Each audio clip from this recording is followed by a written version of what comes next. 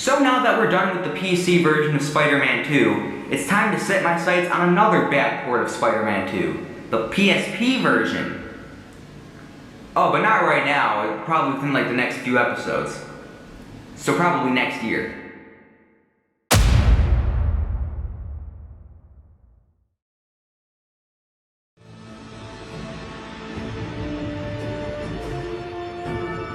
It looks at me every day. Spider-Man 2. Oh boy, if it only knew how I felt about it. But it can never know, because it's a movie and not a person. It doesn't have emotions. I made a choice once to make stupid videos on YouTube, a life it can never be a part of. Again, because it's a movie. Who am I? I'm AAC Productions, given a job to do. Also, I was Nicolas Cage one time, but that's not important. That's me.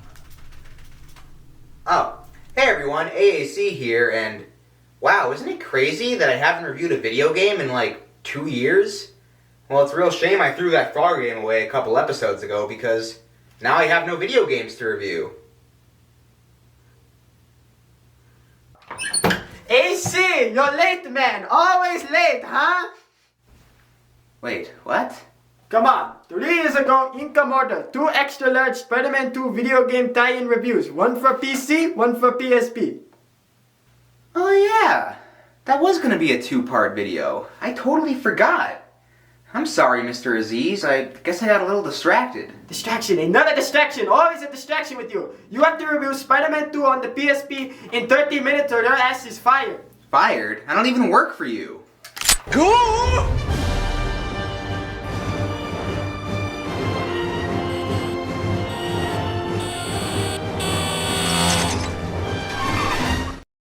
So, stop me if you've heard this before. Since it was a licensed game in the early 2000s, Spider-Man 2 had a version on literally everything, and outside of the main console versions, each one was completely different. The Game Boy Advance and DS versions were simple side-scrollers. Also, so was the N-Gage version, but I didn't know about that when this was originally recorded. But the two really interesting versions were the PC version and the PSP version. So young.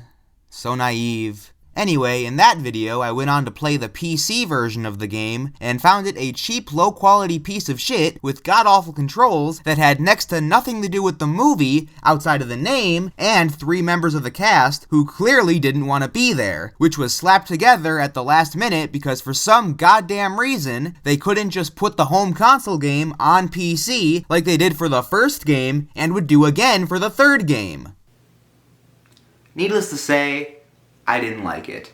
But that's all in the past. Now it's time to review the PSP version of this game, and I honestly have high hopes for it. After all, it was released a whole year after all the other versions, and was a launch title for the PSP, a console marketed to gamers as jizz you can play with outside. PSP. It's like a nut you can play with outside. Man, old Sony commercials were weird. But, regardless, let's not waste any more time. This is Spider-Man 2 for PSP. Whoever heard of a handheld console that uses discs? I guess it's, unique. Now I just gotta figure out how to put this thing in. It's a little tricky, but I'm sure I'll get it eventually. Just give me a minute. I got this. See, there we go. Easy.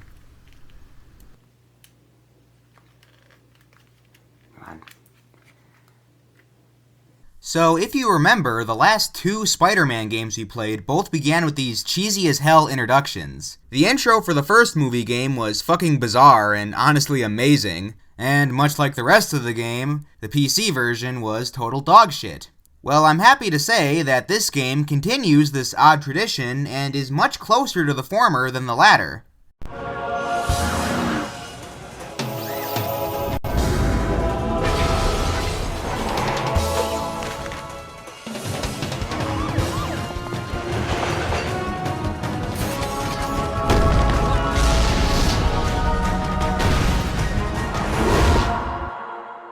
Overall, I still prefer the first game's intro, but this was definitely an improvement.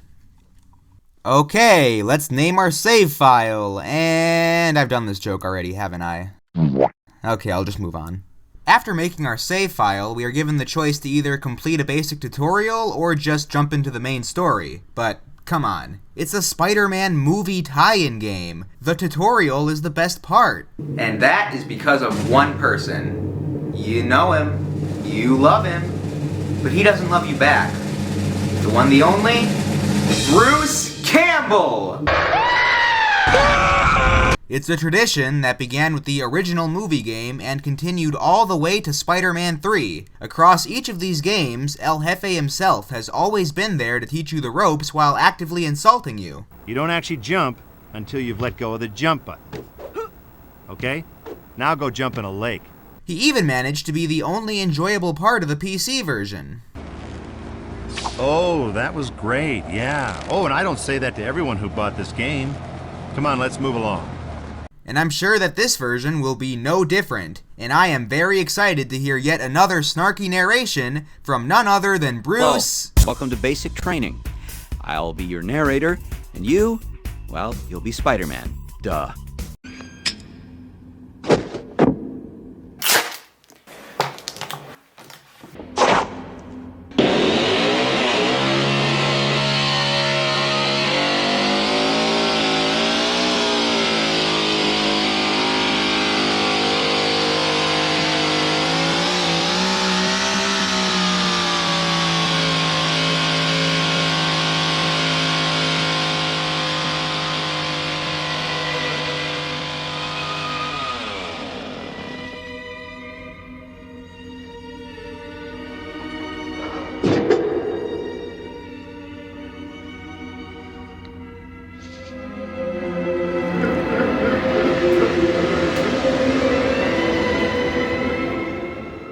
Who the fuck is this guy? They couldn't get Bruce Campbell?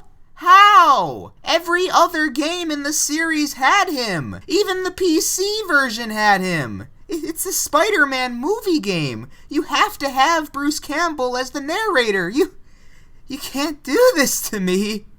You know how much I sacrificed?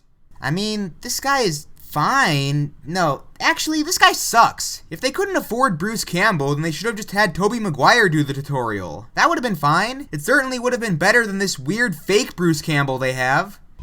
I'll be your narrator, and you, well, you'll be Spider-Man. Duh. Oh, that sucks. Also, for some reason, whenever this guy talks about the select button, they chop the shit out of his audio. You can listen to what I have to say by pressing the select button. Normally in these tutorial levels, I'm going to talk regardless of whether or not you press the select button. However, it's your only way to reach me when you're playing any other level. It's the only time they do this in the entire tutorial. It's so strange. Moving on, how's the gameplay? Well, you know, it's funny you mention that because I was looking through some old footage and it looks very familiar. Yeah, if it isn't obvious, this game is basically a ROM hack of the first Spider-Man movie game with a new story and kinda new levels. However, the gameplay isn't exactly identical to the first game. There are a few differences. They added the high jump mechanic from the console version. It was probably added last minute because they never go over it in the tutorial, but hey, at least it's here. I think this dodge mechanic is new. Oh, that's gotta hurt. It's also completely useless. The timing for this stupid section is ridiculous. It took me several tries to dodge this stupid barrel. I feel like the IGN critic who got stuck in the Cuphead tutorial. So, those are the only new mechanics introduced, but there are still a few key differences in the game's controls. Because the PSP only has one set of shoulder buttons, the web swinging mechanics have been simplified to just pressing R to swing, and to web zip you have to hold L, then press R. And I think that's everything. Oh, wait, I almost forgot. Because the PSP only has one analog stick here, you no longer have any control over the camera. Yay! Okay, that's not actually true. You can adjust the camera using the D-pad, but only when standing still. It isn't ideal, especially during boss fights or certain cramped areas in the levels, but it's rarely anything more than a minor inconvenience. Thankfully, the lock-on feature is still here, which prevents this from making the game unplayable. Other than that, this is just the first game. Web swinging, combat, music, sound effects, character animations, it's all identical to the first game. Alright, let's finally move on from the tutorial and finally get into the real meat of the game. Let's tackle the main campaign. This is my story. It's the usual thing. Struggling student working his way through college, in love with the girl next door. Well, I suppose it does have an unusual twist. You see? Right. Why is this cutscene on ×2 speed? Could they only keep Tobey Maguire in the studio for like 2 minutes that day? Also, don't think I didn't notice that this city Spider-Man is swinging through is actually the first level of the original Spider-Man movie game. The Activision building gave it away. So Spider-Man sees these guys robbing a bank, so we knock them out quickly before going after the getaway chopper.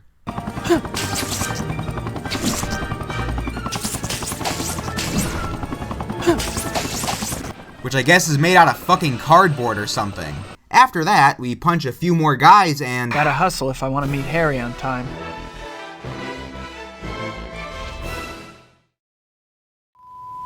That's it? Okay, moving on. Before starting level 2, we get a cutscene of Peter and Harry talking outside of a restaurant, where Harry offers to take Peter to meet Dr. Octavius. And man, Tobey Maguire's face looks fucked up in these cutscenes. I don't like it. The two say their goodbyes, and as Peter is leaving, he stumbles upon an active police chase and decides to follow it all the way to the Brooklyn Bridge, which must have been very convenient for the developers, since it allowed them to reuse the final level from the first game. In the level, we save this police car in the most impractical way possible, leaving the drivers dangling over the edge of the bridge. Then we gotta... Oh, hey look, it's the purse lady with the fucked up mouth from the first game. And that's the idiot who was taking a phone call while the entire building was crumbling around him. Jeez, with all these reused assets, you'd think this was a tie-in to 60s Spider-Man. So Spider-Man follows the criminals from the Brooklyn Bridge to a random warehouse. Kinda like the first game. Hell, even the loading screen knows what's up. The level itself is actually pretty fun, however, the actual goal of the level is really stupid.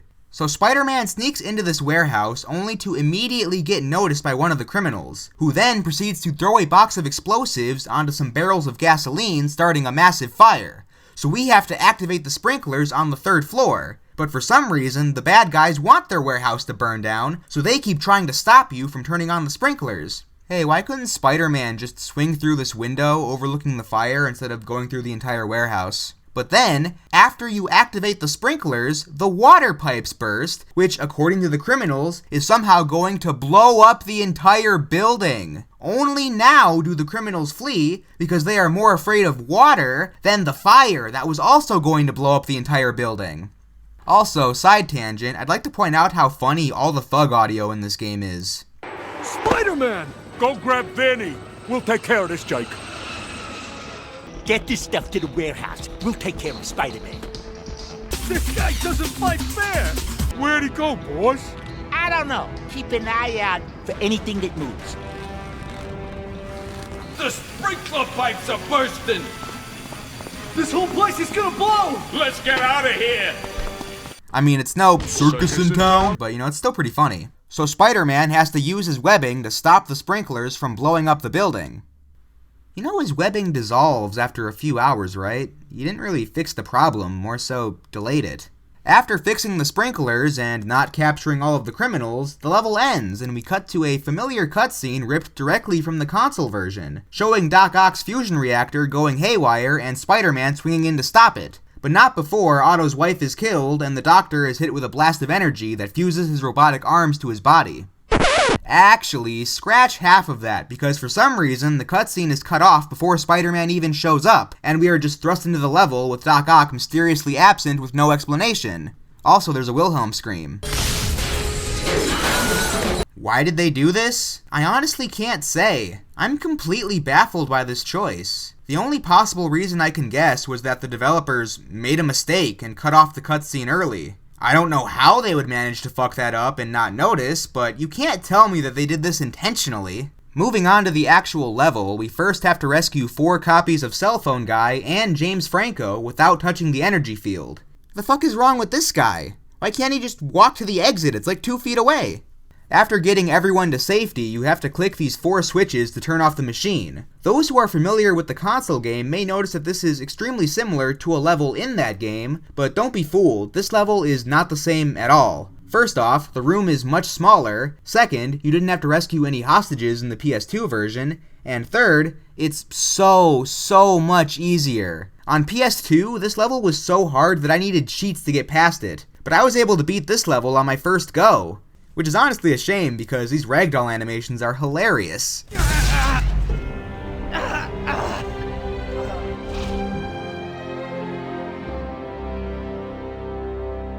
So next, Peter goes to the Daily Bugle and talks to... Parker, you know I can't use this garbage. You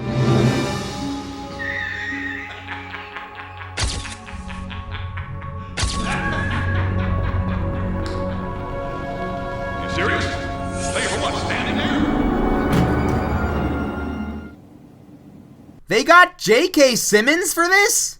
Are you telling me that the PSP version of Spider-Man 2, the video game, was able to get J.K. Simmons to reprise his role as J. Jonah Jameson when the home console versions couldn't? How the what? Don't get me wrong, I'm more than happy to see him here, but I just don't understand how this could even happen. Yet they still couldn't get Bruce Okay, I'm sorry, let's just move on. Jameson explains that Doc Ock broke out of the hospital and that around the same time, a bunch of other supervillains managed to escape prison and are now on the loose. Instead of following up on that, Jameson sends us on an assignment to the Wax Museum, but when we arrive, it's been taken over by Mysterio. So Spider-Man sneaks in through the roof of a completely different building that in no way resembles the Wax Museum. Once inside, Spider-Man fights his way through a medieval castle, a medieval village, and an Egyptian tomb, while fighting robots disguised as knights and mummies. Also, Nosferatu is here for some reason. Overall, it's another pretty decent level, and the setting provides some welcome variety.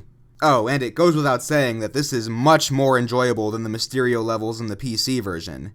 Sadly, the next level takes us back to the generic empty warehouse theme, which is really disappointing. In the level, we have to search the entire area for another 5 hostages, all of which are the goddamn cell phone guy and purse lady from the first game. What the fuck is going on here? Does no one else live in this goddamn city? What is this, a Ryan George sketch? They even reused Purse Lady's audio from the first game. Look at this. Thank you so much. You saved my life. Thank you so much. You saved my life. Don't worry about it, lady. Next, we get our first actual boss fight in the game, against Mysterio himself. And, wow, that's certainly a unique take on his costume. It's not bad, I guess, but I don't see why Vicarious Visions felt the need to make a whole new design, when the design in the console version was perfectly fine. The boss fight itself is, honestly, kind of bad. It's not immediately very clear what you're supposed to do, but apparently you have to shoot webs at all of the Mysterio duplicates until you happen to get the real one, which is not easy with this game's camera. After you do that, Mysterio comes down here and shoots stuff at you, and once he's done, there's a brief window of time where you can punch him. And only punch him. Don't do a jump kick or use webs, because not only will it not do any damage, it will restart the loop and force you to do the first few steps all over again. As you damage him more and more, the difficulty ramps up with more obstacles appearing in the arena, which is more frustrating than difficult in my opinion. Once we knock him out, we find out that he was actually one of the escaped prisoners that Jameson told us about. Peter brings this information to Mr. Jameson, and then we cut to armed criminals locking Aunt May and a few other hostages in a bank vault. I feel like we missed a couple scenes. Please, if you see my nephew Peter, don't harm him. I see they still can't get Aunt May to sound like an old woman. I guess some things never change. So we have to open the vault to rescue Aunt May and the other hostages, but to do so, we need a key card. So we have to guide this bank employee through the bank filled with enemies. Look at his derpy-ass running animation. Normally, this kind of level would have required you to go ahead of him and knock out the enemies to clear his path, but this guy is a real trooper. He just barrels ahead at full speed and takes multiple punches, kicks, and literal bullets along the way without stopping once. I think I took more damage getting to the vault than he did. So we open the vault, allowing Purse Lady, Cell Phone Guy, and Aunt May to escape. You'll be alright now. Amazing. Thanks. In the next level, we discover that Doc Ock is the mastermind behind the heist, and he proceeds to lock us in one of the vaults as it fills with a poisonous gas. Luckily for us, Doc Ock left an open air vent for us to escape through. Hey, didn't I talk about this kind of thing in the last video? Also, if the air vents in this vault are wide enough that he can just stand in them, why didn't I just get in here through the air vents? Also, bank vaults shouldn't have this type of ventilation. What is wrong with this game? Hey. Would you like that callback to the previous video? Well, then you're gonna love this one. Whose idea was it to have you navigate a field of lasers in a cramped air vent with this game's camera? The rest of the level is fine, I guess. You have to make a mad dash through the bank before Doc Ock gets away. Afterwards, we have to chase him through the city. You're fast, I'll grant you that. It would be better if you slowed down a bit. Holy shit! I didn't know Doc Ock could jump like the fucking Hulk! I'm sorry, that just looks fucking hilarious. The way his character model just freezes in place as he majestically soars through the sky. Look!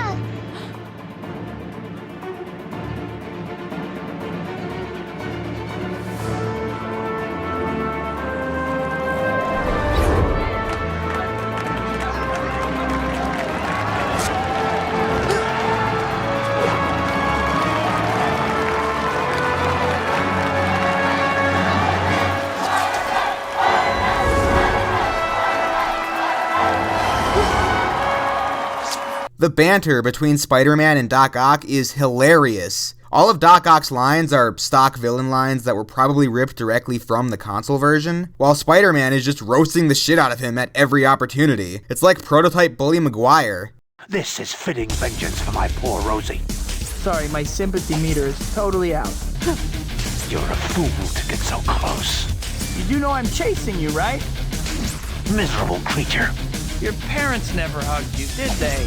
At the end of the chase, Doc Ock destroys a water tower, and we have to use our webs to fix it.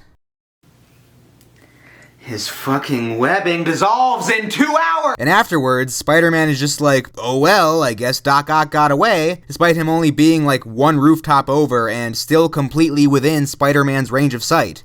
Keep in mind, we just chased this bastard across several rooftops for multiple miles, but I guess one more is just too far for Spider-Man. So in the next cutscene, Peter, while on his way to MJ's play, discovers a bomb under a nearby dumpster. So naturally, he decides to call J. Jonah Jameson, because the developers were able to get J.K. Simmons, and by God, they were going to use him. Jameson tells Peter that the Vulture has planted bombs all over the city, so it's up to Spider-Man to stop them. Conveniently for the developers, Vulture hid every other bomb on a rooftop instead of on the street, which would have required them to design a completely new setting. And strangely, none of them even closely resemble the bomb from the cutscene. In fact, they appear to be the exact same bombs used by the Green Goblin in level 15 of the first game. Strange, isn't it? And speaking of reusing stuff, would you like to know how to disarm the bombs? Assignment from Milton Bradley, the challenge intensified to the max. However, unlike the PC version where there are only 3 inputs to remember for each bomb, this time the amount of inputs you need to remember increases every 2 bombs, so it starts off very easy but gradually gets harder. This is good game design, and it's what the developers of the PC version should have done. There's just one problem.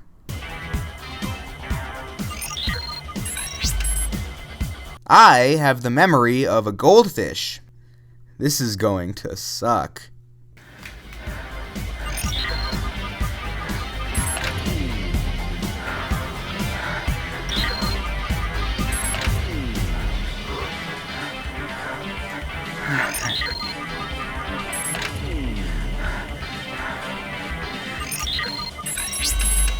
Damn it! Damn it! Damn it! Fuck! Damn it! Damn it! Damn it! Come on! Damn it!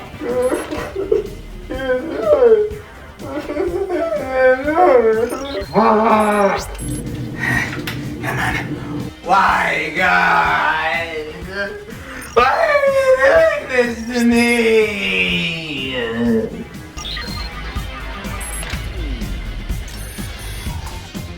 Where'd Vulture go?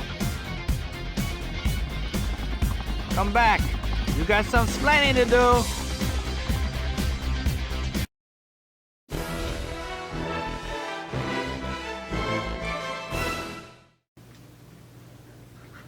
I did it! I finally did it! Whoa! Yeah! I did it! I did it! I did it! I did it! I did it! I did the thing! I did it! Yeah! After stopping the bombs, we chase Vulture through the city, occasionally stopping to prevent a large object from falling on the people below. You know, this kinda reminds me of that level from the first game where you chase Vulture through the city, occasionally stopping to prevent a large object from falling on the people below, where he uses the exact same projectile weapons, and his wings leave a green streak in the air as he flies, and... Hey, wait a minute, is this also the exact same map as that level? Oh my god, I think it is! But wait! There's more! Just like the first game, after the chase level, you immediately go into a boss fight where you have to shoot webs at Vulture's wings, causing them to expel smoke for some reason, which forces him to temporarily land on the rooftop, allowing you to damage him. Huh. After beating him, Vulture tells Spider-Man that Rhino and Shocker are the masterminds behind the prison break. Meanwhile, Doc Ock pays a visit to Harry Osborn, recreating the scene from the movie where Harry makes a deal with Doc Ock, promising to give him the rare tritium he needs for his machine in return for bringing him Spider-Man. But that's not important right now because Spider-Man found Shocker's hideout entirely off-screen, and we get to experience the most janky Rhino fight I've ever played. In concept, it's the same as every other Rhino boss fight in video game history. You wait for him to do a charge attack, then you jump over him and let him crash into a wall. Simple stuff. But here the hitbox is so strict that the only way to accomplish this is to hug the wall like an idiot and jump at the very last moment. And don't even think about using a web zip because that cancels out the lock on camera, giving you no indication whether or not Rhino is going to charge at you or throw an explosive barrel. Speaking of that, while the hitbox on the wall is extremely unforgiving, the hitboxes on these fucking explosive barrels is extremely generous. You could be 6 feet away from these things and still get knocked out of the air by the explosion. It took me a few tries, but I was eventually able to beat the... Oh, wait a minute. You could just walk circles around this pipe and Rhino will consistently get stuck without you even having to dodge him. Well, I feel stupid. After the fight, Rhino flees into the next room where Shocker is waiting, leading to another boss fight. This time, you have to trick Rhino into getting hit with Shocker's blast. This sounds really hard, but once you've accomplished it once, you've basically already beaten the fight, because by the time Rhino wakes up, Shocker has already fired his next energy beam, which will stun him again. This loop will keep Rhino stunned basically forever. I don't know if that was intentional or not, but if it was intentional, it was a really strange choice that seems to spit in the face of game design. You know, if I had a nickel for every time I cheesed an otherwise difficult boss fight by getting my enemy stuck, I'd have 2 nickels. Which is not a lot, but it's weird that it happened twice. Now we have to fight Shocker, and there are 2 ways that this fight can go. What's supposed to happen is that you wait for Shocker to do this big tornado attack, which will make him dizzy, allowing you to run up and attack him. Or you can spam web attacks at him until he dies, and that also works. I don't think it was supposed to, but it does. You know, if I had a nickel for every time I cheesed an otherwise difficult boss fight in a Spider-Man game by spamming web attacks, I'd have 2 nickels. Which is not a lot, but it's weird that it happened twice. Also, I feel like I should mention that the mechanics for this boss fight are once again taken directly from the Shocker fight in the first game, albeit executed very poorly this time. Also, so is this Shocker icon in the corner. Spider-Man discovers that Shocker and Rhino were actually working for Doc Ock, having been hired to steal some government tech, whatever that means. Then Spider-Man randomly shouts, "Oh no, the freighter!" and goes to some empty harbor and sulks, while the Shocker's disembodied voice says, "You got played, Webhead." There is so much wrong with this scene that I don't even really know where to begin.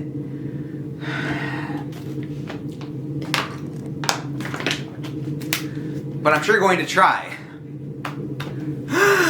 First, the specifics of this heist are never clarified. It's unclear when exactly this heist even occurred. The cutscene implies that Spider-Man was tricked into chasing Shocker and Rhino while Doc Ock attacked the freighter, but that can't be because Shocker claims that he and Rhino were hired to steal that equipment. So unless they left the job to their henchmen for some reason, it must have happened way earlier. And because of reasons that I'll get to later, it probably has to happen after Doc Ock robbed the bank, so probably during the Vulture levels. But if that's the case, then Spider-Man's concern over the freighter and Shocker's statements of Spider-Man having been played make no sense if the freighter was attacked several hours ago. Furthermore, the game seems to imply that Spider-Man was aware of this freighter and forgot, but he makes no reference to a freighter at any other point before this scene. It's just dropped on us with no explanation. It's also unclear if the freighter was robbed, hijacked, or what, because when Spider-Man arrives at the harbor, there is absolutely nothing wrong that we can see, except perhaps the absence of a boat that should be here. Next, they never explain exactly what was stolen or why Doc Ock wanted it. If the equipment was for his machine, then why did he rob the bank if he didn't need that money to pay for his machine like the movie? Maybe the money was to pay Shocker and Rhino to steal the parts, but they never clarify that, and it makes no sense why Doc Ock didn't just steal the equipment himself, since he's more than capable, and it would be way less risky since it wouldn't require him to both cause a massive prison break and rob a bank.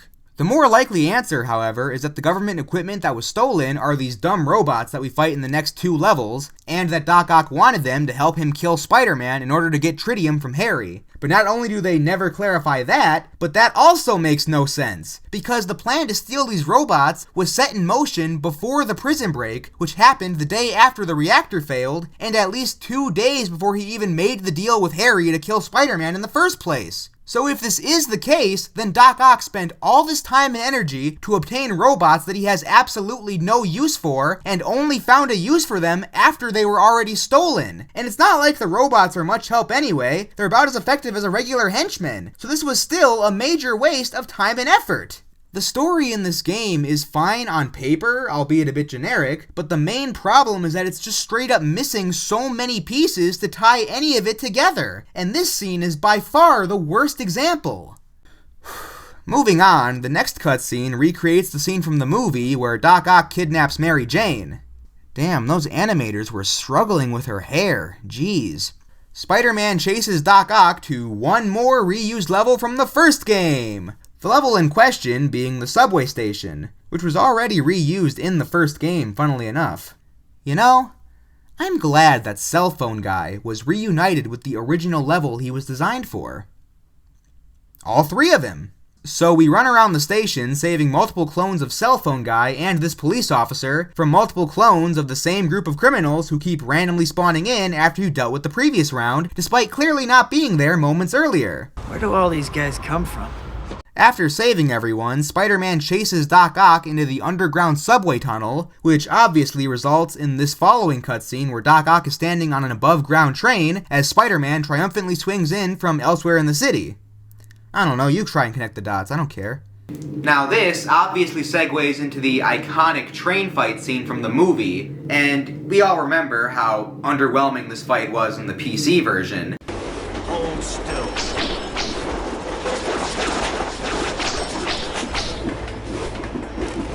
So let's see how this version stacks up in comparison. Interestingly, for this level, the game turns into a side-scrolling beat-em-up where you just walk to the right and beat up enemies, and once you get them all, the level ends. It's mind-numbingly easy. Half the enemies will just fall off the train by themselves without you even having to attack them. The only other interesting thing to say about this level is that if you try to web swing, Doc Ock shows up and bitch slaps you out of the air, and that looks really funny. After you beat the level, Doc Ock runs away, leaving Spider-Man to stop the out-of-control train exactly like the movie. But before we move on, there are 3 things I'd like to point out about this cutscene. 1. How is this more accurate to the movie than the console game? 2. These passengers don't give a shit about their impending doom. And 3. What the actual fuck is that scream?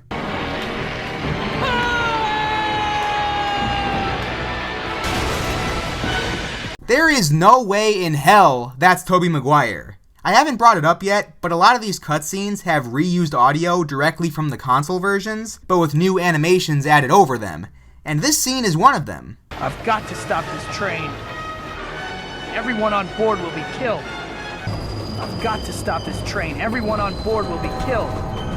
But for some reason, the only thing they changed was his scream.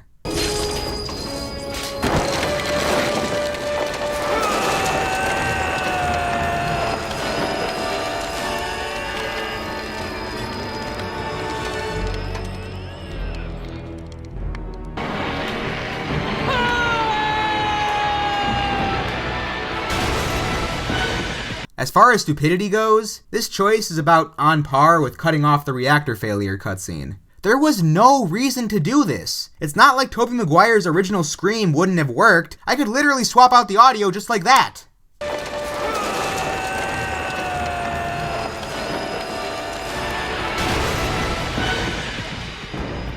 Anyway, after stopping the train, Doc Ock captures Spider-Man and brings him right to Harry. And just like the movie, Harry finds out that Peter is Spider-Man and is somehow able to tell Peter the location of Doc Ock's hideout, despite having no way of knowing that information.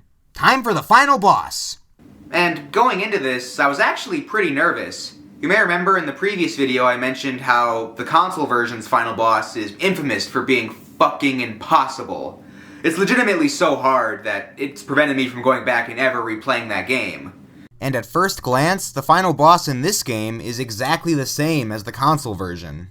In the first phase, you have to destroy these generators powering his machine, and once you get them all, Doc Ock loses his force field, allowing you to finally attack him. And all of this has to be done while avoiding the energy spikes from his machine, which will send you flying across the room. But when actually playing both, the differences are extremely obvious. The map is much smaller, the energy spikes from the machine are less intense, and Doc Ock himself is nerfed to oblivion.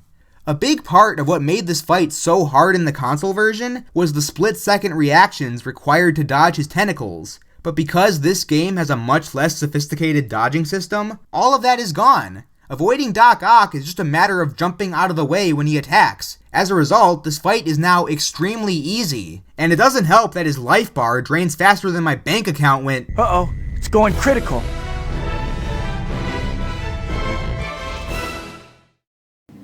What the fuck was that? He just dropped dead. He still had a full life bar. What the fuck?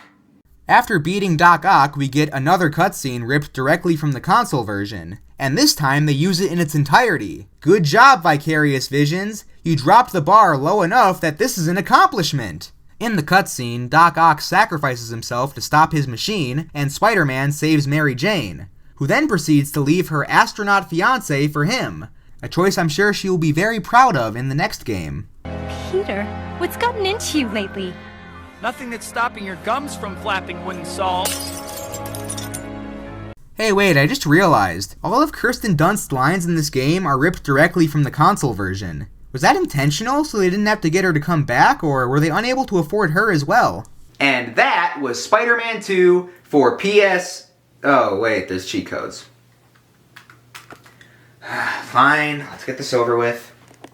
Compared to the first game, the cheat codes in this game are very underwhelming. There's no fun alternate costumes, no playable Doc Ock or anything like that. Most of the codes are practical things like infinite health, level skips, etc. Out of all of the codes, there are really only two worth discussing.